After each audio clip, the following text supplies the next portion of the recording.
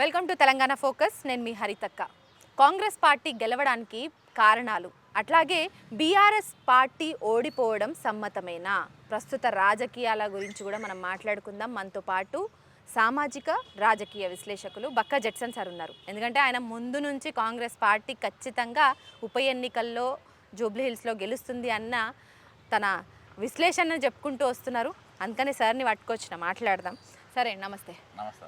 ఏం sir, Congress party గెలుస్తుందని మొదటి నుంచి మీరు ఎన్ని సర్వేలు ఏది చెప్పినా కూడా బీఆర్ఎస్కి అనుకూలంగా ఎలక్షన్స్కి బైపోల్ కంటే ముందు సర్వేలు చెప్తున్నప్పటికీ కూడా మీరు కంప్లీట్గా కాంగ్రెస్ వైపే ఉన్నారు ఫస్ట్ నుంచి. సో ఏంటి అంత ధీమా ఎందుకు? సో మీరు అన్నట్టే జరగడానికి గల రీజన్స్ ఏమని చెప్పొచ్చు? నా టార్గెట్ ఏంటంటే అందరూ కాంగ్రెస్ గెలిచింది అని అంట కదా. నా టార్గెట్ ఏంటంటే రేవంత్ ఓడిపోవాలి. ఆడ రేవంత్ ఓడిపోయింది. నేను సాక్ష్యం నీ వీడియోలో చెప్పినా, నువ్వు పాత తీసి చూపించినా నాకు పర్వాలేదు. ఆడ రేవంత్ ఓడిపోయింది. రేవంత్కు డే 1కి వెళ్ళి ఆడ కాంగ్రెస్ ఓడిపోవాలనే ఉండేది. ఆయన ప్రతి స్పీచ్తోని 50,000తో గెలవాల్సిన సీటు 25,000తో గెలిచింది. యాక్చువల్గా 25 సీట్స్. అది నా స్పీచ్ ఇవ్వడం వల్ల, అక్కడ పోయి పొన్నం ప్రభాకర్ వర్సెస్ లక్ష్మణ్ ఫైట్ వల్ల, కొంచెం కొండ సురేఖ అరెస్ట్ వల్ల కొంచెం డిస్టర్బెన్స్, దీనివల్ల బాగా డిస్టర్బెన్స్ అయింది. అబ్బాయిగా ఓడిపోయినట్టే అనుకొని మంచి సంఖ్యలు కొట్టుకున్నారు. మీరు నవీన్ యాదవ్ నామినేషన్ ఒక అనాథ లెక్క పోయేసారు. ఒక ప్రెసిడెంట్ ఎంపీ, ఒక మాజీ ఎంపీ హనుమంతరావు, అనిల్ కుమార్ యాదవ్ తప్ప వీళ్ళిద్దరు పోయి జనం ఎంతమన్నారు రాని వాళ్ళు 4 లోకల్లో జోనికి వచ్చారు. వాళ్ళిద్దరు వీళ్ళు పోయి వాళ్ళ దగ్గర ఉండి అట్లా ఓటు వేయించారు. సరే, ఏదేమైనప్పటికీ నేషనల్ లెవెల్లో మనం కొంతమందికి మెయిల్స్ పెట్టడం, ఆర్గనైజేషన్ పనిచేస్తలేదు, రేవంత్ రెడ్డి ఒడగొట్టడానికి ప్రయత్నం చేస్తుండ్రు, ఇప్పటిదాకా ఇన్ఛార్జ్ లేలే, పీసీసీ ఇన్ఛార్జ్ చేయాలనే అదే రోజు సాయంత్రం వరకు 40 మంది ఇన్ఛార్జీలను వేసారు. కేసీ వేణుగోపాల్ రెడ్డి పేరు పోల్ మేనేజ్మెంట్ పర్ఫెక్ట్గా చేశారు. అంటే 20 బూత్లకు కలిపి ఒక మనిషిని పెట్టుకున్నది. ఆ 20 మనుషుల మీద ఒకడున్నాడు, ఒక్కొక్క బూత్కు ఒక్కొక్క మనిషిని పెట్టింది. ఆ బూత్కు 20 మంది, అట్లా 20 బూత్లకు ఒక మనిషి ప్లస్ 30 ఓట్లకు ఒక మనిషిని పెట్టిండ్రు. 30 ఆ పొద్దుగాల సాయంత్రం వాళ్ళని కలవాలి, ఎట్లున్నో అడగాలి, వాళ్ళతో నోపించుకోనికి ఈ మనిషి పని చేయాలి, ఈ మనిషికి సపరేట్ రూము గీము అంతా, ఈ టీంకి మళ్ళీ సపరేట్ గానా భజానా అంతా వేరే. మళ్ళీ పర్ఫెక్ట్గా 30 అట్లా 2 లక్షల ఓట్లు టిక్ చేసుకున్నారు. 2 లక్షల ఓట్లు మేము వేయించుకోవాలి, వాళ్ళకు పర్ఫెక్ట్గా పైసలు అందాలి. 2 లక్షల పర్ఫెక్ట్గా పైసలు అందినాయి. అది వాళ్ళు దాంతో సక్సెస్ అయ్యారు. ఇంకోటి, వాళ్ళు మనము దాన్ని చాలా పాజిటివ్గా వాళ్ళని తీసుకుపోయారు. అందరూ ఏమనుకుంటున్నారు, ఇది ఇక్కడ కాంగ్రెస్ ఓడగొడితే రేవంత్ రెడ్డి అవుట్ అవుతారు. మనం అట్లా తీసుకోకపోకుండా కాంగ్రెస్ ఇక్కడ గెలిస్తే రేవంత్ ఓడిపోతాడు. రేవంత్ అంటే ముఖ్యమంత్రి పదవి పోవాలంటే, దిగాలంటే కాంగ్రెస్ గెలవాలి. అందుకే తుమ్మల నాగేశ్వరరావు ఎక్కడ తుమ్మల నాగేశ్వరరావు ఇన్ఛార్జ్, కానీ ఆయన ఎక్కడ కనబడలేదు. వివేక్, పొన్నం ప్రభాకరే కనిపించింది. ఎందుకంటే ఆయన గోపీనాథ్ ఇద్దరు జిగిరి దోస్తులు. వీళ్ళందరూ కూడా టీఆర్ఎస్కే పనిచేసింది. లేకుంటే అక్కడ దాకా కూడా రావు. 50,000తో గెలవాలి, 25,000 వరకు వీళ్ళు సక్సెస్ అయ్యారు రేవంత్ టీం. అదే అంటే నేను ముందు నుంచి చెప్తున్నప్పటికీ, అంటే బైపోల్లో ఎందుకు అంటే ప్రచారాలకి చాలా హ్యూజ్గా పబ్లిక్ కనిపించారు ఏ నాయకుడు వచ్చినా. సో సీఎంతో పాటు అటు working president, BRS working president వచ్చినా, లేకపోతే హిమాహిమిల్లు ఇప్పుడు బండి సంజయ్ కానీ, కిషన్ రెడ్డి కానీ, ఎవరు దిగినా కూడా ప్రజలు ఆ రేంజ్లోనే వాళ్ళ ప్రచారాల్లో పార్టిసిపేట్ చేశారు. ఉప ఎన్నికల బైపోల్కి వచ్చేసరికి పోలింగ్ పర్సంటేజ్ ఎందుకు అంత తక్కువ నమోదైంది? ఇది మీరు ఎక్స్పెక్ట్ చేసిందా? అయితే తక్కువ నమోదైతే 100% వీళ్ళే గెలుస్తారు. ఎవరు? కాంగ్రెస్ గెలుస్తారు. ఎక్కువ పర్సంటేజ్ అయితే తక్కువ పర్సంటేజ్ లెక్క చెప్తాను. అజారుద్దీన్ మంత్రి అయ్యే వరకు 9% మైనస్ ఉండే కాంగ్రెస్ పార్టీ. ఓకే, 9 మైనస్ ఉండే. ఎంఐఎంఎల్ అవుట్ రైట్గా వర్క్ చేస్తలేరు. మైనార్టీలను దగ్గర చేసుకునే పని మీద కేసీఆర్ అండర్ గ్రౌండ్ వర్క్ చేసుకుంటూ పోయింది. మౌలాలను వాళ్ళ వీళ్ళు. దానికి పైతట్టుగా షబ్బీర్ అనేటోడు కాంగ్రెస్ గెలుస్తుంది ఓడిపోతుందని చెప్పేసి షబ్బీర్ అనేటోడు ఆడ ఉజ్మా షాకిర్, అజారుద్దీన్ అనేటోడు నాకు మంత్రి పదవి ఇచ్చింది కానీ నాకు బేఫిక్ర్ ఉన్నాని ఆయన పడ్డ 45,000 ఓట్లను పర్ఫెక్ట్గా వాళ్ళు మలుచుకొని ప్రయత్నం చేస్తారు. ఆ ఓట్లే పడ్డాయి. దానికి ఆటోలు పెట్టుకున్నారు. నేను వాళ్ళతో మాట్లాడినా ఎట్లా జరుగుతుందని. నేను డైలీ, ఎందుకంటే నాకు ఎక్కువ ఇంట్రెస్ట్. ఆడ కాంగ్రెస్ ఓడిపోతే పెద్ద బాధితుడు నేనైతా. అంటే కాంగ్రెస్ని గెలిపించుకోవడం వెనకాల మీ హస్తం కూడా ఉందంటారా? నేను అర్థమంగా టికెట్ కాన్సెప్ట్ నేను వర్కౌట్ చేస్తున్నా. అంటే బీసీ బిడ్డానా లేకపోతే లోకల్గా ఆయన అన్- ఎప్పటి నుంచో 2 సార్లు నా పోటీ టార్గెట్ చేసి రేవంత్ ఓడిపోయిండు రెడ్డి. అన్న. నా టార్గెట్ రేవంత్. ఓకే. పైగా నాకు కలిసి వచ్చింది. నవీన్ నాకు దగ్గర వాళ్ళు అది కలిసి వచ్చింది నాకు. కానీ నా టార్గెట్ వీళ్ళకంటే ఎక్కువ నా టార్గెట్ రేవంత్ రెడ్డి. టిల్లు. కాబట్టి ఆయనను ఖచ్చితంగా నేను ఇది చేయాలి. కాబట్టి నేను బేరీ చేసుకున్న లెక్క. కాంగ్రెస్ పార్టీ బలంగా ఉన్నది సిగ్నల్ పోతే ఆటోమేటిక్గా ఈయన జరుపుతారు. బట్ అందరు గ్రౌండ్లో ఎట్లా అంటున్నారంటే రేవంత్ రెడ్డి ప్రచారాల తర్వాతనే వన్ సైడ్ అయింది అనేసి మాట్లాడుతున్నారు. ప్రచారంకు మైనస్ అయింది. ప్రతి ప్రచారంకు ఒక ఇది ఇచ్చిండ్రు. ఈయన ఒక AK-47 ఇచ్చిండ్రు ప్రతి ప్రచారానికి. దాన్ని వాళ్ళు ట్రోల్ చేసుకుంటూ పోయిండ్రు. అబ్జర్వ్ చేసిండ్రు. ఓకే. ఒక ప్రచారం అప్పుడు ముస్లిమ్స్ ట్రోల్ చేసిండ్రు. ఒక ప్రచారానికి కార్యకర్తలు ట్రోల్ చేసిండ్రు. ఇట్లా రకరకాల ట్రోళ్ళు జరిగినాయి బాగా. కాబట్టి అవన్నీ కూడా మైనస్ దిక్కు తీసుకుపోయింది. అందుకని మెజార్టీ పడిపోవడానికి ప్రధానమైన కారణం ఎవరంటే రేవంత్ రెడ్డి. అయితే దీన్ని మాత్రము టీఆర్ఎస్ వాళ్ళు ఏదైతే పారామీటర్ ప్లాన్ చేసుకున్నారో అది అట్టర్ ఫ్లాప్. నేను దాంతోనే వాళ్ళు చేస్తున్న ప్రచారంతోనే ఇది అవుట్ అని డిసైడ్ అయినా.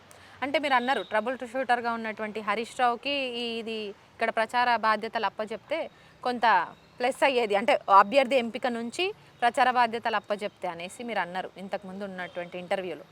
కానీ ఆయన పర్సనల్ ఇష్యూస్ కారణంగా రాలేకపోయారు, ఆయన తండ్రి మరణం కారణంగా. సో అదేమన్నా మైనస్ అయిందా? నేను చెప్పినా కదా, పోల్ మేనేజ్మెంట్లో హరీష్ రావు మునగాడు అన్న డౌట్ లేదు. ఎప్పుడైతే వాళ్ళ ఫాదర్ చనిపోయినా రాకుండా ఉన్నాడు, నేను పోయి కలిసి వచ్చిన రాకుండా ఉన్నాడో ఇప్పటికే ఇక మైనస్లో పడిపోయింది. ఇంకోటి ఇక్కడ వీళ్ళ అట్లా ఒకటి పోల్ మేనేజ్మెంట్, ఒకటి ఈ సోషల్ మీడియా రన్ చేసేటోళ్ళను, ఈ క్యాంపెయినింగ్ రన్ చేసేటోళ్ళను వాళ్ళ ప్రచారం కూడా చాలా అసహ్యంగా ఉండే. ఫర్ ఎగ్జాంపుల్ నేను చెప్తా. ఇప్పుడు ఒక లీడరు కొన్ని తీసుకుపోయి ప్రెస్ మీట్లో పెట్టుకొని కూర్చుండు.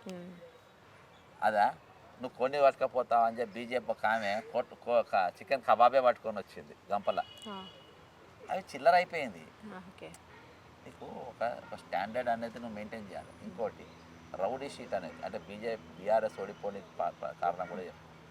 రౌడీ షీట్ అనేది కూడా చాలా మైనస్ అయిపోయింది. రౌడీ షీట్ ఆయన పర్సనలైజ్డ్గా వెళ్ళి ఊరికే రౌడీ షీటర్ అని ట్రోల్ చేయడం కానీ, సో సోషల్ మీడియాలో పదే పొద్దున్న లేచినప్పటి నుంచి రాత్రి వరకు ఆయన రౌడీ షీటర్ అనే మాటలే వినబడుతూ ఉన్నట్టు ట్రోల్ చేయడం ఇవే. అంటే ట్రోలింగ్ నమ్ముకున్నారు. ఇవాళ ఏమనుకుంటున్నారు, రిగ్గింగ్ అంటారు. నేను చెప్తున్నా ఇవన్నీ కూడా అబద్ధాలు. రిగ్గింగ్ అనే కాదు సార్, డబ్బులకు కూడా అక్కడ పబ్లిక్ అమ్ముడు పోయిండ్రు. డబ్బులు ఇచ్చినా పోలీసు వాళ్ళు కానీ ఈసీ కానీ ఎలాంటి చర్యలు తీసుకోలేదు. మేము కంప్లైంట్ ఇచ్చినా సో అదే వాళ్ళని గెలిపించింది అంటారు. కంప్లైంట్ ఇచ్చిన వాళ్ళు 1000 రూపాయలు ఇచ్చారు, గెలిచిన వాళ్ళు 2500 ఇచ్చారు. నేను చెప్తున్నా కదా లెక్క. నువ్వు ఇవ్వకుండా నువ్వు కంప్లైంట్ ఇవ్వాలి. ఇప్పుడు జనము నేను పైసలు తీసుకున్నాను చూసినా, నేను తీసుకున్నా అని చెప్పి నువ్వు కూడా ఇచ్చిన వారు గారినా. ఇలా జరిగింది ఏంటంటే ఇంకో మైనస్ చెప్పు. వీళ్ళు 1000 రూపాయలు ఇచ్చింది కదా, ఈ 1000 రూపాయలు కిందోడు కొట్టేసి పబ్లిక్కి చేరలే. దాంతో నాకు తిక్క పుడుతుంది. అటు వేద్దామనుకున్న కూడా ఏడిగా నువ్వు 1000 ఇచ్చినా పర్వాలే, నేను 1000కి వేస్తా. కానీ నాగా ఒడగొడతాలనుకున్నాడు, వేయొద్దు అనుకున్నాడు. నువ్వు ఎప్పుడైతే ఆ 1000 ఫీల్డ్కి వచ్చింది కానీ నా చేతికి రాకుంటే ఓడగొడతావు. సార్ మీ విశ్లేషణలో ఇక్కడ పబ్లిక్ని కూడా తప్పు పడుతున్నట్టు అనిపిస్తుంది. పబ్లిక్ కూడా కొంత డబ్బులకు ఆశపడే నవీన్ యాదవ్ కోట్లేసిరని కూడా చెప్పకనే చెప్తున్నట్టు అనిపిస్తుంది. అయితే నీకు అక్కడ నేను పోల్ మేనేజ్మెంట్ అదే కదా, వాడు ఇప్పుడు ఓటర్ కూర్చున్నాడు, పక్క జరుగుతుంది కూర్చుంటాడు. అంటే తీసుకోమని అంటురా, ఓటికి అమ్ముడుకోమంటురా. ఇక నేను ఎట్లా నేను కామన్ మ్యాన్. నాకు హరిత వచ్చి నాకు ఓటేయమని చెప్పి నాకు 2500 ఇచ్చింది. నేను హరితకు ఓటేయద్దు అని చెప్పేసి నన్ను బీఆర్ఎస్ కొంచెం మేకప్ చేసింది. బీఆర్ఎస్కి వేద్దామని చెప్పి నేను అనుకుంటున్నా. నాకు వార్త వచ్చింది, అరే బీఆర్ఎస్ వాళ్ళు 1000 రూపాయలు మస్తుంది కానీ సరే 1000 ఇచ్చినా పర్వాలేదు కానీ పాపం ఆపోజిషన్ విధవరాలు కదా, ఆపోజిషన్ వాళ్ళకే వేస్తాను అనుకుంటా. ఫీల్డ్కి వచ్చిన పైసలు ఎవరికి, అక్కడ ఉన్నకి ఎవరికో ఒకరికి వచ్చినాయి. అవన్న పైసలు ఇవ్వలే. అమ్మ నా పేరు మీద నువ్వు తీసుకున్నాను ముస్తావరా అని చెప్పేసి నేను హరితకి వేసిన ఓటు. ఓకే, అవి కూడా జరిగినాయి గ్రౌండ్లో జరిగినాయి. నీకు రిగ్గింగ్ అనేది ట్రాష్. అక్కడ రిగ్గింగ్ అనేది ఎవరు చెప్తారు సార్, పూర్తిగా చాట కాకుండా చేతులు ఎత్తేస్తారు చూసినాము, వారు రిగ్గింగ్ అంటారు. అంటే ఈజీ రిగ్గింగ్ ఒక ఓటు. కానీ చాలా బూత్ల దగ్గర నేను చూసిన సార్, అంటే ఆల్రెడీ అంటే ఫెయిర్గా కొంతమంది బీఆర్ఎస్ అక్కడ కార్యకర్తలు ఉంటారు కదా, వాళ్ళు కొన్ని బూత్ల దగ్గర కొంతమందిని పట్టుకోవడము, వాళ్ళు పారిపోవడము, వాళ్ళ ఐడి ప్రూఫ్లు లాక్కోవడము, ఐడి ప్రూఫ్లకి అక్కడ ఉన్నటువంటి ఓటర్ దానికి స్లిప్లకి సంబంధం లేకుండా ఉండడం, ఇట్లాంటివి కూడా నేను స్వయంగా చూసిన ఒక 2-3 బూత్ల దగ్గర. అయితే మరి ఇదేంటి అంటే దానికి ఏం రీజన్ అనుకోవచ్చు? అవన్నీ అయితే తెలుసా ఒక బూత్, ఇంకా నేను పోలింగ్ ఏజెంట్కి వెళ్ళి చేసిన అక్కడ ఒక్కొక్క బూత్లో 5కి వెళ్ళి 10 నీకు 20,000 ఓట్లు కావు, నీకు ఇక్కడికి వెళ్ళి అది ఆడ ఏమవుతుందని అంటే అక్కడ ఓటు దానికి వీడు వచ్చింది ఒక ఓటు పడుతుంది నాకే. ఇప్పుడు నాకు తెలిసిన వాడు 20 బూత్ల మీద ఉన్నాడు. ఏం నడుస్తుంది తమ్మి అంటే అన్న మొత్తం 30కెళ్ళి పట్టుకొచ్చిన ఫుల్ ఆడ వేసి ఎంతమంది పట్టుకపోయాడు, 10 మందిని పట్టుకపోయాడు. ఎన్ని ఓట్లు వేస్తారు? 10 ఓట్లు. ఒక్క ఓటు వేయడానికి 3 నిమిషాలు పడతాయి. ఇంకోటి అలా 4 ఏజెంట్లు, బీఆర్ఎస్, ఈ 3 పార్టీ వాళ్ళు, ఇంకా తోక పార్టీ వాళ్ళు ఉంటారు. మొత్తం 10. ఈ 10 మంది ఓకే అంటేనే వాడు ఓటేస్తారు లోపల. అంత ఈజీ కాదంటారు. అంత ఈజీ కాదు. ఒక మనిషికి 3 నిమిషాలు పడుతుంది. మళ్ళీ ఒక మనిషికి ముందు పేపర్లలో ఎట్లా చేస్తా మా అప్పుడు నేను ఏజెంట్ ఉన్నప్పుడు బ్యాలెట్ పేపర్ పైన సంతకం పెట్టాలి, కింద గుద్దాలి, అప్పుడు దిగ్గింగ్ ఛాన్స్ ఉంటుంది. ఇది నీకు ఈవీఎం మ్యానిపులేషన్ చేయొచ్చు డైరెక్ట్ సెంటర్లో. ఈ ఓటు చోరీ అనేది, ఓటు దొంగ ఓటు వేసుడు అనేది వేస్తారు, కానీ చాలా తక్కువ. నాకు తెలిసి మొత్తం దాని మీద ఒకవేళ రిగ్గింగ్ అనేది 1000 ఓట్లు పడితే మహా ఎక్కువ. 1000 దొంగ ఓట్లు వేసి అన్ని బూత్లలో కలిపి వేస్తే మహా ఎక్కువ. కాకపోతే ఒక దొరికేట వరకు దాన్ని ఫోకస్ ఎక్కువ ఉంటుంది, వాడు చెప్పుకునేది ఎక్కువ ఉంటుంది, అలా తక్కువ ఉంటుంది, వ్యవహారం తక్కువ ఉంటుంది. సార్ ఈ పోలింగ్ పర్సంటేజ్ తక్కువ కావడం వల్ల 25,000 మెజారిటీ అని వచ్చిందా, లేదంటే మీరు ఊహించింది ఏంటి తక్కువ వస్తుంది అనుకున్నారా, ఇంకేమన్నా ఎక్కువ మెజారిటీ వస్తుంది అనుకున్నారా? సో మెజారిటీ పట్ల మీ ఒపీనియన్? యాక్చువల్గా టికెట్ డిక్లేర్ అయిన తర్వాత నేను వేసిన లెక్కల ప్రకారము, పాత ఓట్లు మాగంటి గోపీనాథ్కి వచ్చిన ఓట్ల లెక్క ప్రకారము, ఎంఐఎం సపోర్టు అక్కడికి వెళ్ళి విత్డ్రా అయింది కాబట్టి వచ్చిన లెక్కల ప్రకారము నవీన్ యాదవ్కి 50,000 ఓట్లు రావాలి. ఓకే, 50,000 ఓట్లు. అయితే ఈ తగ్గడం వల్ల ఈ నేను చెప్పిన ఈ మిస్మేనేజ్మెంట్ వల్ల అంటే వీళ్ళు పోలింగ్ పర్సంటేజ్ పెద్ద లీడర్స్ ఖరాబ్ చేసేసిన ఫీల్డ్. పోలింగ్ పర్సంటేజ్ ఒక తక్కువ, పెద్ద లీడర్లు వాతావరణం ఖరాబ్ చేసిన. కొండ ప్రభాకర్ లక్ష్మణ్ ఇష్యూ ఒకటి, కొండ సురేఖ ఇష్యూతో బాగా ట్రోలింగ్ నెగిటివ్ అంటే పడిపోయారు. ఎందుకు పోయి ఓటేయాలన్న ఒక ధీమాలకి పబ్లిక్ వచ్చేసిరనా? అంటే అక్కడ క్లాస్ మాస్ అంటే అక్కడ ప్రచారాలు సో పోలింగ్ బూత్ వరకు పబ్లిక్ని తీసుకురాలేకపోయినాయి, తీసుకురాకుండా చేసినాయి అంటురా? అయితే మాస్ వాడు ఫుల్ వచ్చేసాం, క్లాస్ వాడు వచ్చేయడు. ఈ ఎలక్షన్ కాదు, ఏ ఎలక్షన్స్ అయినా అవును, క్లాస్ వాడు వచ్చేయడు కాబట్టి వాళ్ళు అట్లా రాలేదు. ఇంకోటి లాస్ట్ 2 days ఈ మాగంటి సునీత వాళ్ళ ఫ్యామిలీ అంటే వాళ్ళ మొదటి భార్య అని వాళ్ళు వచ్చింది కదా బయటికి, అది కొంచెం డిస్టర్బెన్స్ వచ్చింది. ఎందుకు ఎవరికి వేసేలా సపరేట్ కూర్చుందామని చెప్పేసి కూర్చున్న సంగతి అట్లా వివిధ రీజన్. కానీ మాస్ వాళ్ళు మాత్రం పర్ఫెక్ట్గా ఓటేసి. సార్ నాకున్నటువంటి ఇన్ఫర్మేషన్ ప్రకారం నేను కూడా గ్రౌండ్ రిపోర్ట్స్ ఒక 4-5 ఏరియాలు ఆల్మోస్ట్ 5 డివిజన్స్ అయితే అక్కడ ఉన్న ప్రాంతాలన్నింటినీ కూడా గ్రౌండ్ రిపోర్ట్ చేసిన. సో అప్పుడు కొంత డిఫరెంట్గా ఉండే సినారియో, అంటే ఎలక్షన్స్ కంటే ముందు ఒక 15 రోజులు నుంచి వారం రోజుల ముందు వరకు లాస్ట్ 2 days మొత్తం వన్ సైడ్గా మాట్లాడడం స్టార్ట్ చేసారు పబ్లిక్ కూడా. ఎందుకు ఉండొచ్చు? నేను చెప్పిన కదా మీకు, లాస్ట్ ఎక్కడోళ్ళు అక్కడ వెళ్ళిపోతారు, ఎవరు ఊరికి వారు వెళ్ళిపోతారు. వెళ్ళిపోయిన తర్వాత అక్కడ మిగిలే లోకల్లోనే మిగులుతారు. అందుకనే ఎప్పుడు పోల్ మేనేజ్మెంట్, బూత్ మేనేజ్మెంట్ అనేది ఇంపార్టెంట్ అని ఎందుకు అనుకున్నా అంటే అది క్యాచ్ చేసేటోని లోకల్గా ఉండేటోడు అయితేనే క్యాచ్ చేస్తాం. లోకల్తో పని చేపించుకోవాలి. నువ్వు ఈడకెళ్ళి పట్టకపోతే ఆడకెళ్ళి పట్టకపోతే సీతాఫలం మీద పోయి వీళ్ళ హంగామా అక్కడ ఎక్కువైపోయింది. ఇప్పుడు అక్కడ అంతా లోకల్లోనే, లోకల్లోది వాళ్ళది ఇది అయిపోయింది. అక్కడ బోరబండ అండ్ ఎర్రగడ్డ 2 బీఆర్ఎస్కి వన్ సైడ్ ఉండే, రెండు అసలు ఈ 2 ఎగిరిపోయినాయి. అవును, షేక్పేట్ కూడా కొంత బీఆర్ఎస్కే సపోర్ట్ అంటుండే, ఎందుకంటే మైనార్టీ వాళ్ళ కొంత ఎక్కువ ఉంటారు కాబట్టి కొంత సపోర్ట్. కానీ నిన్న అక్కడ రౌండ్ వైజ్ మనకి బయటికి వస్తుంటే ఇన్ఫర్మేషన్ బయటికి వచ్చేటప్పుడు, ప్రకటన ఎన్నికల కౌంటింగ్ విషయాలు బయటికి వస్తున్నప్పుడు ప్రతి రౌండ్లో ఫస్ట్ రౌండ్ నుంచి ఒక 3 రౌండ్లో అనుకుంటా కొంత టకాఫర్ ఇచ్చింది బీఆర్ఎస్.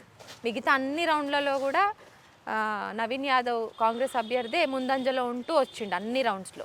దీనికి రీజన్స్ ఏమనుకోవచ్చు? నేను చెప్పినా కదా, వాళ్ళే పర్ఫెక్ట్గా తీసుకుపోయి ఇంటికి ఆటోలు బండ్లు పెట్టి ఎన్ని ఓట్లున్నో లెక్క పెట్టి వాళ్ళని తీసుకుపోయి వాళ్ళకి అంటే పర్ఫెక్ట్గా వాళ్ళని సాటిస్ఫైగా తీసుకుపోయి ఏపీసి తీసుకొచ్చారు.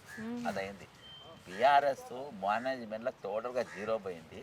బీఆర్ఎస్ ఇది ఒక గుణపాఠంగా పెట్టుకోవాలి. మేము చేసిన ప్రచారం ఏంది, ఈ ప్రచారం ప్రకారం మేము ఎట్లా ఏ విధంగా పోయినాం, మేము ఎందుకు ఇవే పట్టుకున్నాం, దానివల్ల మాకు అయిన నెగిటివ్స్ ఏందనేది దీన్ని పట్టుకొని వాళ్ళు మూమెంట్ చేస్తే ఫ్యూచర్లో ఏమైనా ఉంటుంది.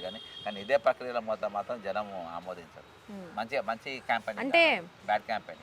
ఈ బీఆర్ఎస్ వర్కింగ్ ప్రెసిడెంట్ కేటీఆర్ కొన్ని ప్రచారాల దగ్గర కంప్లీట్గా 3D 5Dలను పెట్టేసి మరి గవర్నమెంట్ వైఫల్యాలను ఎండగడుతూ చూపించారు. అప్పుడేం మాట్లాడారు సీఎం రేవంత్ రెడ్డి, ఇప్పుడేం చేస్తున్నారు అనే విషయాలు అప్పుడేం మాట్లాడారు, ఇక్కడ ఉన్నటువంటి నియోజకవర్గ ప్రజల గురించి ఇప్పుడేం మాట్లాడారు. ఈవెన్ ఎన్టీఆర్ స్టాచ్యూ విషయంలో కూడా నడిచినాయి అక్కడ. ఇద్దరికి మాటల తూటాలు పెరిగినాయి ఇద్దరి మధ్యలో. అంటే ఇద్దరి మధ్యలోనే పోటీ అని ఫస్ట్ నుంచి అంటున్నప్పటికీ కూడా సో అది ప్రచారాలు అనేది గాడి తప్పినాయి అనుకోవచ్చా అని. నీకు ఇద్దరు కూడా ఇటు రేవంత్ రెడ్డి కానీ అటు వీళ్ళు కానీ ఎవరు కేటీఆర్ కానీ ఇద్దరు కూడా ప్రచారము పెద్దగా ఇద్దరి మధ్య టగ్గఫర్ ఏం నడవలేదు. టగ్గఫర్ వీళ్ళు అట్లా సృష్టించుకుని కానీ జనం హృదయం ఏం తాకలే వీళ్ళ స్పీచ్లు, వీళ్ళ ప్రజెంటేషన్ కానీ. నేను ఎందుకు కన్విన్స్ అవుతా, నువ్వు ఇప్పుడు 2 years బ్యాక్ వరకు 10 ఏళ్ళు మీదే గవర్నమెంట్. అప్పుడు నేను ఏం మాట్లాడినా నేను ఏం చేసినా అనేది తెలియదా? రేవంత్ రెడ్డికి నువ్వేం చూపించేది? ఆయన పేరు కొడితే 89 కేసులు ఉన్నది బయటకు కనబడుతుంది. ఆయన పేరు కొడితే ఓటుకు నోటు ఫోటోలు బయటకు కనబడుతుంది. అవన్నీ నాకు తెలియదా? నాకు తెలియదు. నువ్వేంటి కొత్తగా చెప్పేది? నాకు చూపించేది ఏంటి? నాకు కొత్తగా ఉండాలి. నువ్వు నన్ను వేరే తిరిగా నాకు కన్విన్స్ చేయి, ఆ తిరిగా నాకు కన్విన్స్ చేయకు, నన్ను కొత్త తరగతి కన్విన్స్ చేయి. మరి అక్కడ ఇప్పుడు కాంగ్రెస్ అభ్యర్థి నవీన్ యాదవ్ గెలవడానికి పార్టీ రీజన్ అనుకోవచ్చా, రేవంత్ రెడ్డి రీజన్ అనుకోవచ్చా, అభ్యర్థి చూసి ఓటేసిరా అక్కడ నియోజకవర్గ ప్రజలు? అక్కడ నంబర్ 1 బీఆర్ఎస్ ఫెయిలియర్ ప్రచారం. అంతే. అట్టర్ ఫ్లాప్ అన్న నేను మీకు చెప్పిన అట్టర్ ఫ్లాప్. రౌడీ షీట్ అనేది అంటే వేవి కాదు నేను అడిగినాయి. రౌడీ షీట్ అనేది ప్రచారం అంటే పర్సనలైజ్డ్గా పోవద్దంట. అరే ఆయన బీసీ కాబట్టి రౌడీ షీట్ అన్నావు. అరే ఒక ఓటుకు నోటు దొంగ ముఖ్యమంత్రి అయితే ఏం లేదు, ఒక పాస్పోర్ట్ బ్రోకర్ ముఖ్యమంత్రి ఏం లేదు, ఒక మాజీ రౌడీ షీటర్ కొడుకు ఎమ్మెల్యే కావద్దా అనే చర్చ లోకల్లో తెల్లారులేస్తే పిల్లగాడు అక్కడ కనబడతా ఉంటాడు. వాళ్ళని చూస్తే వాళ్ళు అనుకోరా మీరు రౌడీ నన్ను ఎప్పుడైనా కొట్టింది, అది నువ్వు ఎవరిదో ఒక వీడియో పట్టుకొచ్చాను బీఆర్ఎస్, అదే పట్టుకొని ఒక్క బాధితుని తప్ప వేరే కొత్త బాధితులు ఏమైనా చూపించిండ్రా? అలాంటి టైంలో అలా ఫ్యామిలీ మెంబర్స్ కానీ ప్రచారాలకు తిరిగే అభ్యర్థి కానీ ఎంత బాధపడి ఉండొచ్చు. అంతే వాళ్ళు అయితే ఆ సింపతి ఒకటి వాళ్ళకి బాగా పడే. మా బస్తీలో లాస్ట్ 2-3 రోజుల ముందు ఇది బాగా వెళ్ళిపోయింది. లాస్ట్ 4-5 days నేను కంటిన్యూగా దాని మీదనే వీడియోలు పెట్టినా. ఏది ఈ రౌడీ షీట్ దానిపైన, ఈ రౌడీ షీట్ మీద. అయితే అందులో వీళ్ళు మేము ఏం పాఠం నేర్చుకోవాలి. నేను కొత్తగా నేను ఇన్నర్ దాకా 10 ఏళ్ళ దాకా పాలన ఉన్నా. నా ప్రజెంటేషన్ ప్రజల్ని ఎట్లా ఒప్పియగలుగుతుంది అనే తీరుగా నీ ప్రజెంటేషన్ ఉండాలి. కానీ అది ఉండకుండా నువ్వు పర్సనలైజ్గా నువ్వు పెట్టుకొని అటాక్ చేసుకుంటా పోతే 100% ఫెయిల్ అయిపోతుంది. సో రికార్డు స్థాయిలో ఇంతకుముందు ఉన్న రికార్డ్స్ని బ్రేక్ చేసిండు అనుకోవచ్చా ఇప్పుడు నవీన్ యాదవ్ అక్కడ ఓట్ల ఇగో ఒకటి మెజార్టీ విషయంలో? అక్కడ ఏఐసిసి నంబర్ 1, సెకండ్ కార్యకర్త, థర్డ్ అభ్యర్థి, అదే మూడవది అభ్యర్థిని డిఫెండ్ చేయడానికి చాలా కష్టమైంది. రౌడీ అనగానే మాట్లాడాను కదా. ఇప్పుడు నువ్వు ఎవరైనా తీసుకో, నువ్వు రేవంత్ రెడ్డి స్పీచ్ ఎవరైనా తీసుకో, నేనే రీల్ కట్ చేసి నేను వీడియో. ఒక పాస్పోర్ట్ బ్రోకరు సీఎం కావచ్చు, ఒక ఓటుకున్నోడు దొంగ సీఎం కావచ్చు, ఒక మాజీ రౌడీస్ కావద్దా అనేది ఈ పదము కాంగ్రెస్ పార్టీలో ఎవరైనా వాడిందా? ఎందుకు వాడలే? రేవంత్ రెడ్డి కూడా వాడలే. ఎందుకు వాడలే అంటే వాళ్ళకి వాళ్ళేదో దుష్ప్రచారాలు చేస్తారు, మనం ఎందుకు ఆ టాపిక్ని తీయడం అని వదిలేసారు అనుకోవచ్చు కదా. అట్లా కాదు, వాళ్ళే అనుకుంటా పోయింది ఏ వీళ్ళు గెలవాలని. కాంగ్రెస్ వాళ్ళు పెద్ద లీడర్లే అన్నారు ఏ గెలుస్తలేదని చెప్పి. బీజేపీ ఏంటి సార్ అసలు డిపాజిట్ లేకుండా ఉండిపోయింది. వాళ్ళు చాలా ధీమాతో ఉండే, వాళ్ళిద్దరు పర్సనలైజ్డ్ అయ్యి కొట్టుకుంటారు. బట్ మధ్యలో పబ్లిక్ మమ్మల్ని ఆదరిస్తారు ఖచ్చితంగా ఇక్కడ. ఎందుకంటే కిషన్ రెడ్డి ఇనిషియేటివ్ తీసుకున్నాడు, ఆయన పార్లమెంట్ నియోజకవర్గం. సో ఖచ్చితంగా అక్కడ లంకల దీపక్ రెడ్డి గెలుస్తాడని అన్నారు. నేను కూడా ఆయనని ఇంటర్వ్యూ చేసిన, ఆయన కూడా అదే కొంత కాన్ఫిడెన్స్ లెవెల్ బాగానే ఉండే. ఎందుకు అక్కడ కనీసం డిపాజిట్ రాకుండా ఎందుకు ఉండిపోయింది బీజేపీ? ఎందుకంటే సర్వేలు కూడా ఈ రెండు పార్టీల మధ్య అన్నప్పటికీ కూడా ఎందుకు వీళ్ళకి కనీసం డిపాజిట్ లేకుండా ఉంది? కిషన్ రెడ్డి గారు కేంద్ర మంత్రి, జూబ్లీ హిల్స్ బీజేపీ చాలా స్ట్రాంగ్గా క్యాడర్ తయారైనారు. సెకండ్, ఆయన సొంత పార్లమెంట్లో ఉన్నటువంటి సెగ్మెంట్. హోం సహాయ మంత్రి రామచంద్రరావు గారు, ఇవన్నీ ఫ్యాక్టర్స్ ఉన్నాయి. వీళ్ళ ప్రచారంలో 100% ప్రచారం గట్టిగా చేసి జనాన్ని అందరి పర్ఫెక్ట్గా అందరినీ కలిసారు. మేనేజ్మెంట్ పర్ఫెక్ట్గా చేసుకుంటారు, కానీ జనం నమ్మతలేరు. బీజేపీని నమ్మతలేరు. వీళ్ళు దొంగలు, వీళ్ళంతా కుమ్మక్క అయిపోయినారు. వీళ్ళకి వేసే బదులు ఈ రెండు పార్టీలకి ఎవరికి వేసేదారు. ఇది ఈ థాట్ నాట్ ఓన్లీ ఇక్కడ ఓటర్ ఈరోజు తెలంగాణ మొత్తం ఆ థింకింగే ఉన్నది. బీజేపీ పైన థింకింగ్ అది వచ్చేసింది. ఏడ వాస్తవం కూడా ఏడ మాట్లాడతలేరు, ఏడ కొట్టాడతలేరు, ఎక్కడ కూడా వాళ్ళు బాధ్యతలేరు. నేను ఒక ఎగ్జాంపుల్ చెప్తా. బట్టి విక్రమార్క ఇంటి మీద ఐటీ రైడ్ చేసింది గుర్గాంలో, బీహార్కు పోయే పైసలు రైడ్ చేసి. ఇక బీజేపీ కూడా మాట్లాడదు కదా, హోంమంత్రి మాట్లాడు, వీళ్ళు మాట ప్రెస్ మీట్ కూడా పెట్టలే వాళ్ళు. ఒక హరీష్ రావు ఒక్కడు ప్రెస్ మీట్, అది వాళ్ళు లీక్ ఇచ్చుకున్నారు హరీష్ రావుకి. ఎందుకంటే మమ్మల్ని నన్ను టార్గెట్ చేసి నన్ను చూపించుకొని. తర్వాత బీఆర్ఎస్ కూడా మాట్లాడారు. అయితే వీళ్ళు దొంగతనం అయిపోయింది, తొగపాటి అయిపోయింది, వీళ్ళ కోర్టేసి కూడా దండుగానే థింకింగ్ వచ్చింది. రేపు నెక్స్ట్ అసెంబ్లీ ఎన్నికల, నెక్స్ట్ పార్లమెంట్ ఇదే రిజల్ట్ డిక్లేర్ అవుతుంది. సో బీసీ రిజర్వేషన్ అంశం కూడా కొంత ప్లస్ అయింది అక్కడ ఉన్నటువంటి నవీన్ యాదవ్కి అని, ఎందుకంటే యాదవ్ది కమ్యూనిటీ అనేది కొంత స్ట్రాంగ్ ఉంటుంది కదా, సో అది కూడా ప్లస్ అయింది అంటారు. మీరు ఏకీభవిస్తారా దానికి? ఇగో అది అంత అసలు ఆ స్లోగనే రాలేదా? ఏదో నా సొంటోడు చెప్పిండు ఆడ కొంతమంది వాళ్ళు. ఇప్పుడు సంఘాల పైన దుకాణం నడిపేటోళ్ళు దాన్ని వాడుకోవచ్చు, దాన్ని అమ్ముకోనికి మార్కెటింగ్ చేసుకోనికి పనికి వస్తుంది. కానీ ఒరిజినల్గా నేను చెప్పింది అని అంటే ఈసారి వాళ్ళకు ఎట్లయినా సరే రేవంత్ రెడ్డి బొడ్డి చెప్పాలని నా సొంటోడు కొంత. నేను చాలా మంది కన్విన్స్ చేసిన, కోపం ఉందా, ఇది గెలిస్తే మాత్రం ఆడ అవుట్. నీకు మహేష్ కుమార్ గౌడ్ కనవాడాడు, నీకు ఎక్కడ ఫీల్డ్లా నీకు ఎవరు కనవాడాడు. కార్యకర్త స్ట్రాంగ్ వర్క్ చేసిండు, నవీన్ వాళ్ళు గట్టిగా పని చేసిండ్రు. మీనాక్షి నటరాజన్ ఎక్కడ కనవాలకుంటా మీకు ఓట్ మ్యాపింగ్ కానీ ఇవి కానీ పర్ఫెక్ట్. నిన్న రేవంత్ రెడ్డి ప్రెస్ మీట్ కొంచెం సంచలన కామెంట్స్ చేసిండు. అంటే ఇక్కడ విజయంతో మేము స్థానిక ఎలక్షన్స్కి పోతాం అన్న ఒక దాని మీద నిర్ణయం తీసుకుంటాం, క్యాబినెట్ సమావేశం కూడా 17 తారీఖు ఏర్పాటు చేస్తాం, ఇది ఒక నిర్ణయం, మంత్రులతో ఇదే నిర్ణయం తీసుకొని మేము స్థానిక ఎలక్షన్స్కి పోతాం. అంటే ఈ గెలుపుతోటే నెక్స్ట్ ఎలక్షన్స్కి పోతాం అనేది ఇక్కడ ధీమా వ్యక్తం చేస్తూ ఇక్కడ గెలుపుని కంప్లీట్గా ఆయన గెలుపుగా తీసుకున్నాడు మరి రేవంత్ రెడ్డి. దానికి అదే అది చెప్తున్నా కదా, ఎవరు పుల్లిని ఎవరు షికారు చేసినా పోయి తుపాకీ పట్టుకొని నిలబడి ఫోటో దిగుడు ఆయనకు అలవాటే కదా. నిన్న మీరు కూడా కలవకుండా కవిత ఒక ట్వీట్ పెట్టి మళ్ళీ డిలీట్ చేసింది. ఆ ట్వీట్ గురించి కూడా మాట్లాడతాం. అయితే ఇప్పుడు రేవంత్ రెడ్డిది ఏమంటారు? ఆయన చెప్పినా కదా, షికారు వేరేళ్ళు చేసిండ్రు, పులిని చంపింది వేరేళ్ళు, గుళ్ళు లేని తుపాకీ పట్టుకొని దాని మీద కాలు పెట్టి ఫోటో దిగినావు, దీన్ని నేనే చంపినా అంటావు. మన అసెంబ్లీ ఎన్నికలు గట్టినే అయినాయి, పార్లమెంట్లో ఇంకా గెలిచే సీట్లు కూడా నువ్వే ఓడగొట్టినావు. కాబట్టి నువ్వు ఈసారి మాత్రము ఢిల్లీ వాళ్ళకు ఏఐసీసీకి నువ్వు దొరికిపోయినావు. ఇలా తప్ప, ఎందుకంటే మీనాక్షి నటరాజన్ దగ్గర నుంచి పనిచేసింది. మీనాక్షి నటరాజను రాహుల్ గాంధీకి కళ్ళు చెవులు అన్నీ, కాబట్టి ఆమె నీ బతుక అంతా అలాగే తెలిసిపోయింది. ఇప్పుడు కవిత గురించి మాట్లాడదాం. జాగృతి అధ్యక్షురాలు కవిత ఒక ట్వీట్ వేసింది నిన్న, అది సంచలనంగా మారింది. బీఆర్ఎస్ వర్గాల్లో కూడా ఇప్పుడు చర్చనీయాంశమైంది.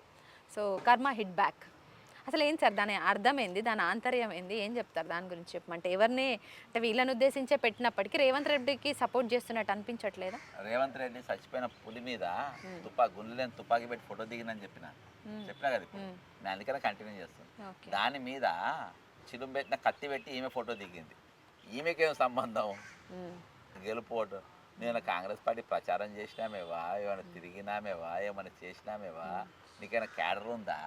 నిన్నటి దాకా నువ్వు బీఆర్ఎస్ పట్టుకొని తిరిగినావు, ఇవాళ నువ్వు కర్మ హిట్స్ బ్యాక్ అని చెప్పేసి నువ్వు పెట్టుకుంటే కర్మ నిన్ను కొట్టింది. అంటే ఎవరిని, తండ్రిని అన్నను ఉద్దేశించి పెట్టిందా? బీఆర్ఎస్ వర్గాలలో ఉన్నటువంటి అంటే హరీష్ రావు. ఇక ఇప్పుడు నేను ఇట్టున్నా పైకి ఉమ్మేసిన ఆకాశం మీద ఎవరి మీద పడుతుంది? మన మీదనే పడుతుంది, ఆయన ముఖం మీదనే పడుతుంది. ఇలా పార్టీలో నాశనంగా నీకు నువ్వు కాదా కారణం? నువ్వు దందాలు చేయలేదా? 2016 పేపర్ క్వశ్చన్ పేపర్ నువ్వు అమ్ముకోలేదా? గ్రూప్ 1 పేపర్ మళ్ళీ నిరుద్యోగుల దగ్గర పోతావు చూపియాలనా? జాయింట్ కలెక్టర్ సంగారెడ్డి తీసుకుపోయి చూపియాలన్నా #1 ర్యాంక్ ఇవ్వాలగా ఫోటో వేయాలి పేపర్లా ఆధారాలతో తీసుకుపోయి ఆధారాలతో సహానే తీసుకుపోయి చూపెడతారా ఎట్లా వచ్చినావు చెప్పు కవిత. కాబట్టి నువ్వు పార్టీ నాశనం కానీ సగం కారణం ఏమైనా అక్రమ ఆస్తి నేనే కదా పిటిషనర్. ఓకే. ఈమె పైసలు ఈమె దందాలు రేవంత్ రెడ్డి అడికోర్ కంపెనీ పెట్టింది. కేటీఆరా కేసీఆరా హరీష్ రావా నువ్వా? రేవంత్ రెడ్డి పార్ట్నర్ ఎవరు? ఫస్ట్ నుంచి అనుకుంటూ వస్తారు మీరు కొంత అలజడి ఏదో అవుతుంది చూడు బీఆర్ఎస్ లా ఇది కవిత వల్లనే అవుతుంది అని కూడా చెప్పుకుంటూ వచ్చిండ్రు. ఈమెకు ఫుల్ మీల్స్ ప్లేట్ మీల్స్ సరిపోదు, బఫే కావాలి. అదేందా ఈరోజు బీఆర్ఎస్ భ్రష్టు పట్టడానికి నీకు ఒక ప్రధానమైన కారణం. అరే నువ్వు రాష్ట్రాన్ని అమ్ముకోరా సారా ఢిల్లీకి పోయి అమ్ముకుంటావు. మరి పెద్ద సార్ ఎట్లా ఊరుకుంటుండు సార్ కేటీఆర్ తన తండ్రి అరే చేస్తా ఏం చేస్తారు ఇప్పుడు. అందుకనే ఇప్పుడు లోపల ఏం జరిగినా ఇప్పుడు బయటకు వచ్చింది కదా, క్యాన్సర్ వేయలేదు. అమ్మ నువ్వు రాష్ట్రాన్ని ఏందన్నా అమ్ముకో, రాష్ట్రాన్ని నమ్మింది ఎవరైనా ఢిల్లీకి పోయి అమ్ముతారా సారా? తిహార్ జైలుకు కేసీఆర్ పోయిందా, కేటీఆర్ పోయిందా, హరీష్ రావు పోయిందా, నువ్వు పోయినావా? ఇవన్నీ ఇట్లుంటే బీజేపీ ఎమ్మెల్యే రాజా సింగ్ ఆయన ఒక సంచలన కామెంట్ చేస్తూ ఒక వీడియో రికార్డ్ చేసి రిలీజ్ చేసుకున్నాడు. 50 ఏళ్ళు తెలంగాణలో అసలు బీజేపీ రానే రాదు హయాంలోకి అనేసి పెట్టాడు. అంటే ఆయన ఆయన ఆయన వీడియో రిలీజ్ చేయడాన్ని ఎట్లా చూస్తారు? కిషన్ రెడ్డిని కొంత సెటరికల్గా మాట్లాడుతూ రిలీజ్ చేసింది కదా సార్, అది కించపరిచినట్టు కాదా? ఇప్పుడు రేపు రాజా సింగ్ ఎమ్మెల్యే రాజీనామా చేసి కాంగ్రెస్కి వచ్చి బై ఎలక్షన్ పైన నువ్వు పిచ్చుకోకపోతుంది. నువ్వు అన్ని మర్చిపోతున్నావు. ఒక ఇంపార్టెంట్ పాయింట్ మనం స్కిప్ అవుతున్నాం. ఏంటి జరగబోయేది? అసలు రేవంత్ రెడ్డి దీన్ని ఎందుకు ఒడగొట్టడానికి ప్రయత్నం చేసిండు అనే ప్రశ్న ఏది నవీన్ యాదవ్ అనేది నేను అప్పటి నుంచి అడుగుదాం అనుకున్నా. ఇప్పుడు రేవంత్ రెడ్డి పోయినాకనే అక్కడ ప్లస్ పాయింట్ అయింది అని అనుకున్నాం అన్నారు అక్కడ గ్రౌండ్లో. ఇంకోటి ఏంటంటే ఇప్పుడు అక్కడ వాళ్ళ ఫ్యామిలీ మెంబర్స్ అయినా రేవంత్ రెడ్డి సీట్ ఇవ్వడము, రేవంత్ రెడ్డికి కోటి దండాలు ఇవన్నీ చెప్పుకుంటూ వస్తారు. అంటే రేవంత్ రెడ్డినే హైలైట్ చేస్తారు అక్కడ కూడా. అంటే రేవంత్ రెడ్డి వల్లనే నవీన్ యాదవ్ ఈరోజు గెలిచిండు. ఆయన ప్రచారాలు, ఆయన ఒక స్కెచ్ చేసి అక్కడ ఉన్నటువంటి మినిస్టర్స్ని దించడం కానీ, ఒక క్యాంపెయినింగ్ లాగా వాళ్ళందరిని అక్కడే 25 days ఉంచి రేవంత్ రెడ్డి అంటే అన్నారు sir. KC Venugopal letter pad పైన వచ్చినాయి. నాకు లెటర్ ఉంది కదా. ఓకే. కేసీ వేణుగోపాల్ లెటర్ పైన వచ్చింది. So credit goes to Revanth Reddy అన్నారు. మీరేమో రేవంత్ రెడ్డికి అసలు ఇష్టమే లేదు, అసలు నవీన్ అనే అభ్యర్థికి టికెట్ ఇవ్వడం కూడా ఇష్టం లేదా అంటున్నారు. ఎప్పుడు చెప్పినా ఇది నాకు 2-3 months బ్యాకే చెప్పిండ్రు. ఫస్ట్ కేర్ కూడా చెప్తున్నారు టికెట్ ఆయనకి ఇష్టం లేదు, అక్కడ ఆ నవీన్ యాదవ్ గెలవడం ఇష్టం లేదని కూడా అన్నారు. రెడ్డికి 100% చేసిన గోపీనాథ్ రెడ్డి నా దోస్తులు టీడీపీ బ్యాచ్ ఆడ ఏడ కూడా వర్క్ చేయలే. నాకు అందుకనే ఇటువంటి కథలు పెడతానని దొంగలు అని చెప్పేసి నేను ఫస్ట్కి వెళ్ళి డే 1కి అయితే ఎందుకు గెలువని ఒప్పుకోడు అని చెప్పాలి. ఇప్పుడు నేను ఒరిజినల్గా నేను కన్విన్స్ చేస్తాను. ఎందుకు ఒప్పుకోడు? ఓకే ఇప్పుడు చెప్తా. నెక్స్ట్ జరగబోయేది అంటే 10 మంది పార్టీ మారిన ఎమ్మెల్యేలు ఉన్నారు కదా, వాళ్ళని అనర్హులుగా ప్రకటిస్తారు. ప్రకటింపజేస్తుంది ఏఐసిసి. రాసుకో ఇది నువ్వు టైము ఇది రాసుకో, రాసుకో. 10 మందితోని వాళ్ళ 10 మందితో కథం పట్టిస్తుంది. 10 మందిలా 90% అంటే ఒక కడియం శ్రీహరికి తప్ప, కడియం శ్రీహరి కూడా ఎందుకంటే వాళ్ళ బిడ్డ ఎంపీ కాబట్టి ఆయనకు ఒక్కరికే టికెట్ ఇస్తారు. తక్కిన వాళ్ళందరూ టికెట్లు కోసేస్తారు. బతుకొచ్చినాయి వీళ్ళు, ఎందుకంటే వీళ్ళని అడ్డం పెట్టుకొని రేవంత్ రెడ్డి బతుకుంది. 10 మంది ఎమ్మెల్యే వీళ్ళని కోసేయాలి. నవీన్ యాదవ్తో గెలుపుతోనే ఏంటంటే కాంగ్రెస్ పార్టీ బలోపేతంగా ఉందా లేదా అని చూసుకుంది కాంగ్రెస్ పార్టీ. కాంగ్రెస్ అంటే ఏందో ఇంకా రేవంత్ రెడ్డి కూడా కాంగ్రెస్ పార్టీలో పివి నరసింహారావు 96 దాకా ప్రధానమంత్రి, 97 సీతారాం కేసరి ఆయన ఏఐసిసి ప్రెసిడెంట్ చేశాడు. టికెట్ అప్లై చేసుకొని నువ్వు ఎవరిని నీ టికెట్ లేదు ఏం లేదు గెట్ అవుట్ అన్నారు. ప్రధానమంత్రి చేసినోనికి ఏఐసిసి ప్రెసిడెంట్ చేసినోనికి టికెట్ లేదు, టికెట్ వేయలే. అంటే ఇప్పుడు రేవంత్ రెడ్డి కూడా మినిస్టర్ కాకుండా ఓన్లీ పీసీసీ నుంచి ముఖ్యమంత్రి కావడాన్ని విమర్శిస్తురా? కాంగ్రెస్ లో ఎంత చెప్పు, నీకు ఎన్నికలు అవుతా ఉంటాయి. నువ్వు కేంద్ర మంత్రి ఎవరో ఇంటికి పోయి బీజేపీలతో కూర్చొని సోపత్ చేసి ఫోటో దిగి పెడతావా? నువ్వు ఒక్కడన్నా కాంగ్రెస్ వాడు ఉండాలి. సీఎం రమేష్ ఇంట్లో సీఎం రమేష్ తో ఫోటోలు అర్థమైందా? అయితే ఈ 10 మంది ఎమ్మెల్యేలల్లా రేపు 3 గెలిచిన కాంగ్రెస్ వాళ్ళు గెలుస్తారు. ఈ 10 మందిలో మళ్ళీ ఇళ్ళకే టికెట్లు ఇచ్చి ఇలా ఎవరు గెలిచినా మళ్ళీ ఆయన ఒక పాట పాడతారు. ఇవాళ నవీన్ అనేటోని కంప్లీట్ అధిష్టానం దగ్గర పెట్టుకున్నారు. వీళ్ళకి తెలుసో తెలియదు. ఇవాళ ఢిల్లీకి కూడా పోయిండు. ఇవాళ ఆయన హ్యాండ్లో పెట్టుకుంటారు. రేపు నవీన్ యాదవ్ కేంద్ర మంత్రి మన రాష్ట్ర మంత్రి నువ్వు విచిత్రపోవద్దు. ఓహో యాదవ్ మంత్రి మంత్రి పదవి వాళ్ళు ఎక్స్పెక్ట్ చేస్తుర్రా ఏఐసిసి ఇస్తుందా? AICC. ఎందుకంటే యాదవ్ కమ్యూనిటీ ఇప్పటివరకు నేను అన్న చాలా బలంగానే ఉంది సార్ అని అట్లా. హైదరాబాద్లో తలసాని శ్రీనివాస్ యాదవ్ ఉండే, మహమూద్ అలీ ఉండే. ఓకే. మహమూద్ అలీ ప్లేస్లో ఆయన వచ్చేసి అదేనా హోంశాఖ ఇమ్మన్నారు యాక్చువల్గా, అందుకని 3 రోజులు ఆలస్యమైంది. నేను అప్డేట్ ఉంది, నేను నా బతుకు తెరువే ఇది అన్నాడు. మున్సిపాలిటీ అన్నాడు, నేను అది కూడా నేను దాంతోనే మీకు పైసలు 5 శాఖలు తన దగ్గర ఉంచు. అన్నీ నేనే పెట్టుకుంటా, నేనే చేయగలుగుతా, నేను పోలీసు వాళ్ళతోనే నేను ఇది నడపగలుగుతాను. అది గుంజుకొని బాగా ఇప్పుడు గుంజుకుని ఇప్పుడు ఇక్కడ ఇంకో కొత్త ట్విస్ట్ అనిపించింది, నవీన్ యాదవ్కి మంత్రి పదవి వచ్చే ఛాన్సెస్ ఉన్నాయి అనేసి కూడా 90%. 90% ఆయన ఢిల్లీ లాబింగ్ ఉన్నారా వాళ్ళు తక్కువ అసంలేం కాదు వాళ్ళు. నెక్స్ట్ అంటే తండ్రి ప్రోద్బలమా, పార్టీ ప్రోద్బలమా, లేకపోతే పార్టీ స్కెచ్, అధినేతల ప్రోద్బలమా? Party sketch. వీళ్ళు అడిగితే వాళ్ళు ఇచ్చేస్తారు, వీళ్ళు అడిగిన అడగకుండా ఇప్పుడు ఆయనకి ఎట్లా మరి ఇది చేయాలి కదా. ఇప్పుడు యాక్చువల్గా ఆలేరానికి ఇచ్చే ఆలోచనలు ఉండే, ఆలేరంతో హైదరాబాద్ వాళ్ళు కాదు కదా, అక్కడ ఆలేరు అంతా దొంగ పనులు చేస్తుండే, కొంచెం వాళ్ళకి ఇన్ఫర్మేషన్ ఉంది. తెల్లాలేస్తే రేవంతులు మొక్కుతుండు, పార్టీని లేపుతారు, పార్టీ మంచి కావాలి వాళ్ళకి. కాబట్టి 100% వీళ్ళ నాయన యుద్ధాలలో పనిచేసింది ఇది వరకు. మీరు బీఆర్ఎస్ ఇంతకుముందు అన్నట్టు వర్కింగ్ ప్రెసిడెంట్ కావచ్చు, లేదంటే బీఆర్ఎస్ నాయకులు అందరూ కూడా కొంత వాళ్ళు చేసినటువంటి ప్రచారమే వాళ్ళకి మైనస్ అయిందని. ఈరోజు కూడా కేటీఆర్ స్పందించిండు, మా పార్టీ కార్యకర్తల మీద దాడులు చేయడం ఖండిస్తున్నా అనేసి స్పందించిండు విప్ ఆది శ్రీనివాస్. ఆయన కూడా బల్పు మాటల్లో బంద్ పెట్టుకో కేటీఆర్ అని ఆయన ప్రతి సవాల్ విసిరిండ్రు ఆయన మాట్లాడిన దానికి. అంటే ఏం సార్ అసలు, అంటే ఇంకా కూడా ఆ మాటనే పట్టుకొని రౌడీ రాజ్యం స్టార్ట్ అయింది 24 hours కాకముందే అనేసి స్టార్ట్ చేసిర్రు. ఏమున్నా ఇప్పుడు బీఆర్ఎస్ సైలెంట్గా ఉండాలి. కేటీఆర్ టీం బాగాలేదు. కేటీఆర్ టీం నేను ఇప్పుడు రేవంత్ రెడ్డి ఎందుకు కొడగొట్టినో చెప్పిన, ఎందుకు కొడగొట్టనికో చెప్పిన. నేను దీని లైన్ కొంత ముందు బిఫోర్ తీసుకున్నా, దాని తర్వాత నేను దానికి రీజన్ కూడా చెప్పిన. ఈ 10 మంది ఎమ్మెల్యేలను తర్వాత ఆయన సీఎం తీసేయడానికి నేను 3 స్టెప్, నువ్వు నన్ను కన్విన్స్ చేయి, యాదవ్ నువ్వు ఓటర్ నీ ఈక్వేషన్ దొంగ ఓటుకు ప్రతిదీ నీ దగ్గర పర్ఫెక్ట్ ఈక్వేషన్ ఉండాలి. నీ దగ్గర ఉన్న టీం ఈ ఎలక్షన్లో పనిచేసిన టీం పర్ఫెక్ట్ కాదు, ఒట్టి పేపర్ పుడులు. నేను ఉద్యమ పార్టీ నాది, ఉద్యమం చేసిన, మాకు ఫ్రీగా ఓట్లు వేయమంటే నీకు వెయ్యరు. 7 లక్షల కోట్ల మీ హయాంలో 5 లక్షల కోట్లు అప్పయింది, ఇప్పుడు ఈ హయాంలో 2 లక్షల కోట్లు అప్పయింది. మీ దగ్గర పైసలు లేవంటే నమ్మరు, అర్థమైందా? మేము గరీబోళ్ళం బీదోళ్ళం అంటే నమ్మరు. కాబట్టి మీరు అన్ని తీర్ల పనిచేయాలి. ఇంకోటి, మీరు ఎన్ని రోజులు మీ గొట్టాలను పంపి మీ గొట్టాలని అందరికీ తెలుసు. ఈయన ఉన్నప్పుడు ఎట్లుండే అంటే, ఆయన ఉన్నప్పుడు ఎట్లుండాలంటే మనకు తెలియదా? మీరు ఉన్నప్పుడు జేబు దొంగలు ఉండే, ఇప్పుడు గజ దొంగ వచ్చింది అంతే. నువ్వు డిఫరెంట్ అంటే నేను చెప్తున్నా, నువ్వు డిఫరెంట్ వేగా పోయే ప్రయత్నం చేయి, డిఫరెంట్గా అప్రోచ్ అయ్యే ప్రయత్నం చేయి, ఎదుటిని కన్విన్స్ చేసే ప్రయత్నం చేయి. ఇప్పుడు ఎట్టకేలకు మీరు అన్న పార్టీ అక్కడ గెలుపొందింది, నవీన్ యాదవ్ ఖచ్చితంగా గెలుస్తాడు అన్నారు, అభ్యర్థిగా ఆయన గెలిచిండు. ఇప్పుడు మినిస్ట్రీ ఇస్తారంటుండ్రు, ఇంకో కొత్త మాట. దాని తర్వాత అక్కడ నియోజకవర్గ ప్రజలు కూడా ఇంతటితోటి ఆగిపోలేదు, అభివృద్ధిని కోరుకుంటుర్రు. ఎందుకంటే చాలా స్లమ్స్ ఉన్నాయి, చాలా ఏరియాల్లో చాలా ప్రాబ్లమ్స్ ఉన్నాయి, చాలా సమస్యలతోటి కొన్నేళ్లుగా అక్కడ సతమతం అవుతున్న వాళ్ళు ఉన్నారు, మన గ్రౌండ్ రిపోర్ట్లో చూసినాయి కూడా. సో మీరేం చెప్తారు సార్, అంటే అభివృద్ధి దిశగా జూబ్లీ హిల్స్ దూసుకుపోతుందా, లేదంటే అట్లనే ఉంటుంది? జూబ్లీ హిల్స్ లో యూసుఫ్ కూడా అలా సంగతి తెలియదు. 1 నిమిషంలో పోయాలి, ఇంటి ముందు కూర్చుంటారు. బస్తోళ్ళు మామూలు వాళ్ళు కాదు, వినాయక చందా ఇవ్వకుండా వదలరు. అంటే పనులు చేయించుకుంటారు. లోకల్ లీడర్స్ ఆయన కాదు, శ్రీనివాస్ యాదవ్ నైనా పద్మారావు అయినా వీళ్ళంతా లోకల్ వాళ్ళు కదా, ఆ గలీలల్లా బస్ వాళ్ళు ఇళ్ళకాడ పోయి కూర్చుంటారు, వీళ్ళు వదలరు. వాళ్ళు నువ్వు అప్పు చేయి తప్పు చేయని కిడ్నీలు అమ్ముకో. అయితే 2.5 years లో మనం అక్కడ 3 years లో డెవలప్మెంట్ చూడొచ్చు. వాళ్ళు చేయించుకుంటారు, వాళ్ళు చెయ్యకుంటే మళ్ళీ చుక్కలు చూస్తారు.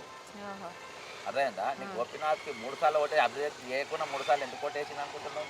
అటాచ్మెంట్స్ వాళ్ళకు ఉంటాయి, తిట్టుకుంటున్నావు, కొట్టుకుంటున్నావు, తన్నుకుంటున్నావు, ఆ బస్తీలల్లో వాళ్ళకు నడుస్తుంది కాబట్టి ఈరోజు నవీన్ యాదవ్ అనేట ఆయన బయటపడ్డది. సో ఇప్పుడు బీఆర్ఎస్ ఓటమిని సమ్మతిస్తారా? టకాఫర్గా ఉన్నప్పటికీ ఒక 12% సార్ ఇద్దరికి తేడా. సో టకాఫర్ ఇచ్చిందే అనుకుంటుర్రా, అంటే ఒక ప్రత్యర్థిగా గెలిచే సీటు ఓడిపోయిందంట, అంతేనా? అంతే. నీకు ఇంత అంటే గెలిచే ఛాన్సెస్ ఉండే బీఆర్ఎస్. ఎందుకంటే నేను కూడా ఒకటి చెప్తా, ఎలక్షన్స్ కంటే ముందు జరిగిన సర్వేలు అన్నీ కూడా బీఆర్ఎస్కి సపోర్ట్ చేసినాయి. ఎగ్జిట్ పోల్ తర్వాత అంటే ఎగ్జిట్ పోల్లో ఉన్నటువంటి సర్వేలు 1-2 మినహా మిగతా అన్ని అధికార పార్టీకి సపోర్ట్ చేసి, అంటే మీన్స్ అధికార పార్టీకి మొగ్గు చూపాయి. సో అవ్వా రీజన్స్ ఏమన్నా పబ్లిక్లో ఇప్పుడు మీకు చర్చ జరిగిన అంశాలు అవి ఉండొచ్చా? 100% మీకు అవన్నీ నేను చెప్పిన రీజన్స్ అవన్నీ ఒక రీజన్స్, మరి నేను చెప్పిన ఒక రీజన్స్. ఇంకోటి ఏంటంటే మీకు అన్నిటికంటే ఎక్కువ శాతము బీఆర్ఎస్ లాస్ట్లో మేనేజ్మెంట్ అంటే ఎలక్షన్ రోజు ఏం జరగబోతుంది అనే ఆలోచన చేయడం నెగిటివ్. నేను ఆర్గనైజేషన్ నీకు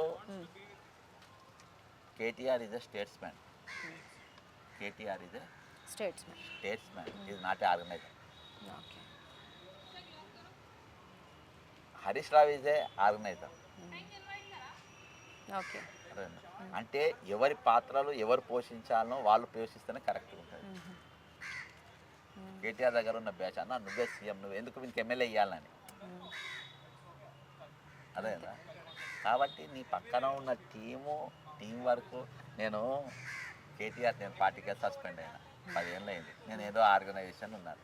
కేటీఆర్ పార్టీ బలంగా ఉండి ఆయన స్ట్రాంగ్గా ఉన్నారని అంటే నేను ఆలోచన చేస్తుంది కదా. నేను ఒక పూటలో చూసుకున్న వాళ్ళ కథ ర్యాడర్ ఆయన రాంగ్. ఈవెన్ మిమ్మల్ని మధ్యలో పిలిచిండ్రు, కలిసిర్రు, మిమ్మల్ని పార్టీలో జాయిన్ కమ్మని ఆహ్వానించారని కూడా విన్నాం. మాట్లాడినరు, జాయినింగ్ ఇది కాలే. కానీ నేను హైదరాబాద్ ఒక అస్త్రం ఇచ్చిన ఫ్యూచర్లో మిమ్మల్ని బీఆర్ఎస్ పార్టీలో నేను అల్లబోను, కాంగ్రెస్ మళ్ళీ ఆహ్వానం వస్తే కాంగ్రెస్ నుంచి నేను ఇవాళ ఎండ్లో పోలే కాబట్టి నేను నవీన్ యాదవ్కి అపోజ్ చేసిన, సపోర్ట్ చేసిన, మంత్రి అన్న నన్ను ఎవడేమంటలేడు. నేను కన్విన్స్ చేసుకోగలుగుతున్నా నేను నవీన్ యాదవ్ అని ఎందుకు అంటున్నాను. నేను అదే ఒక పార్టీలో ఉంటే నేను మాట్లాడగలిగితే నాకు ఏమైనా విలువ ఉంటుందా? ఉండదు. కాబట్టి మనం మంచి జరగాలని, సొసైటీకి మంచి జరగాలంటే ఇట్లనే ఉండాలి. ఇక అక్కడ పోయి అనవసరంగా ఆబాసు ఫాలో అవ్వడం, ఆయన పర్మిషన్ ఇవ్వాలి, నాకు మీతో ఇంటర్వ్యూ చేయాలన్నా నాకు ఎవడో ఒక పర్మిషన్ ఇవ్వాలి. ఇప్పుడు నేను ఫ్రీ బర్డ్ ఉన్నాను, నాకు అవసరం ఏమున్నది? మనకు అవసరం ఏం లేదు. సో ఓవరాల్గా అక్కడ కాంగ్రెస్ గెలుపు పట్ల ఏం చెప్తారు? ఇంకా నెక్స్ట్ కాంగ్రెస్ ఈరోజు మనము ఇది హోదా, పదవులు హోదా అని అనుకుంటే నష్టపోతాం. ఇవాళ రేవంత్ ఇంత బ్యాడ్ గాని కిందనే అది హోదా లెక్క ఫీల్ అవుతాడు. నాకు ముందు 10 మంది గన్మెన్లు, నెహ్రూ అసంటోడు ప్రధానమంత్రి ఉన్నప్పుడు ఒకటే పైలట్తో తిరిగాడు. తర్వాత వాళ్ళకు దీన్ని బట్టి వచ్చింది.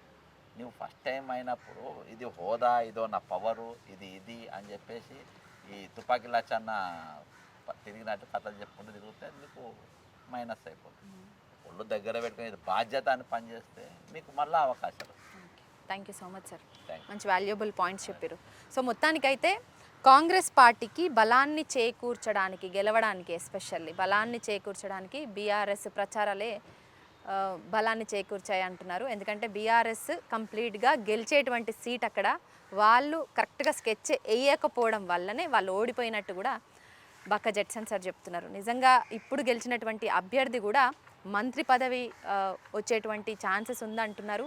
మరి చూడాలి నవీన్ యాదవ్కి మంత్రి పదవి ఏ మేర ఏఐసిసి యాక్సెప్ట్ చేస్తుందన్న విషయాలను. ఇది బక్క జడ్సన్ సార్ తోటి special interview. Thank you so much.